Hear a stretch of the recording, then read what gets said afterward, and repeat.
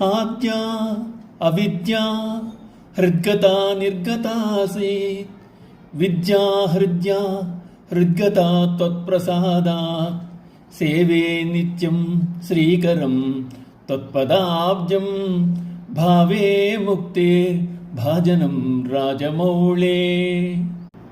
శివానందలహరి ముగింపు దశకు చేరుకోనున్న తరుణంలో శంకరాచార్యుల వారు కూడా పరమేశ్వరునితో, ప్రభో రాజమౌళే, నీ అనుగ్రహం వల్ల నా హృదయమునందు ఎన్నో రోజులుగా ఆవరించుకున్న అజ్ఞానం తొలగిపోయింది. మంగళకరము మోక్షప్రదమైన నీ పదద్వయమును నిత్యము సేవించదును అంటున్నారు.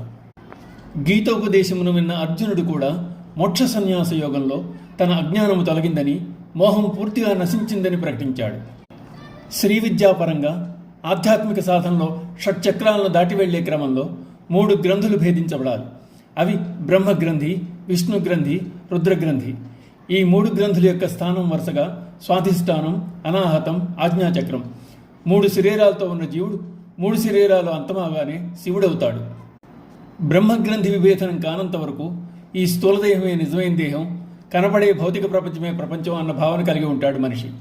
బ్రహ్మగ్రంథి విభేదనం జరిగిన తర్వాత స్థూలదేహం నేను కాదు అన్న ఎరుక కలుగుతుంది. సూక్ష్మ శరీర జ్ఞానం కలుగుతుంది.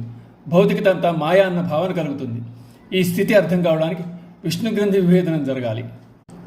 అనాహతానికి కొద్దిగా పైన హృదయస్థానంలో ఉన్న విష్ణుగ్రంథి విభేదనం జరిగినప్పుడు సూక్ష్మ శరీరం కంటే వేరుగా కారణ శరీరం కలదని, మనస్సు ఇంద్రియములతో కూడుకున్న సూక్ష్మ శరీరం నాది కాదు అని తెలుసుకున్న జీవుడు వాటిని విడిచిపెట్టేస్తుంది.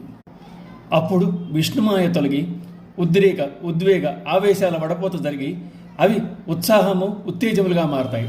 సామాన్యులకు అప్పుడప్పుడు సిద్ధించే ఈ స్థితి సాధకుల్లో శాశ్వతంగా నిలిచిపోతుంది. ఆ కారణంగా ఈ గ్రంథి వీడిన సాధకుడు నిశ్చలంగా ఆనందంగా ఉంటాడు. ఆజ్ఞాచక్ర స్థానం కొద్దిగా పైన ఉండేది రుద్రగ్రంథి. రుద్రగ్రంథి విభేదనం వలన కారణ శరీరం కూడా తనది కాదన్న భావన కలుగుతుంది. కారణ శరీరం అనగా ఇదివరకు చేసిన కర్మల వాసనల ప్రోగు. స్థూల శరీరం, సూక్ష్మ శరీరం, కారణ శరీరం కూడా నేను కాను అన్న భావన కలిగినప్పుడు పాశములన్నీ ఛేదింపబడతాయి. 3 శరీరాలతో అనుభవించే జాగ్రత్త, స్వప్న, సుషుప్తులు కూడా నావి కావు అన్న స్థితి వస్తుంది.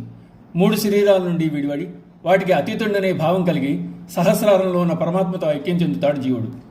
భిద్యతే హృదయ గ్రంథి ఛిద్యంతే సర్వసంశయ క్షీయంతే దాస్యకర్మాణి చాస్యకర్మాణి తస్మిన్ దృష్టివరావరే అన్నది శృతివాక్యం. 3 గ్రంథుల భేదంతో 3 శరీరాలతో సంబంధం వీడినప్పుడు తెలివి జ్ఞానంగా మారుతుంది. మనస్సులో బుద్ధి వికసిస్తుంది. వివేకం ఉదయించి సృష్టి రహస్యములు అవగతమవుతాయి. సంశయ నివృత్తి లభిస్తుంది. కర్మబంధం అంటని ప్రవర్తన అలవడుతుంది. ఇహలోక పరలోక విద్యల పట్ల అవగాహన కలిగి వేదాంత దృష్టి ఏర్పడుతుంది.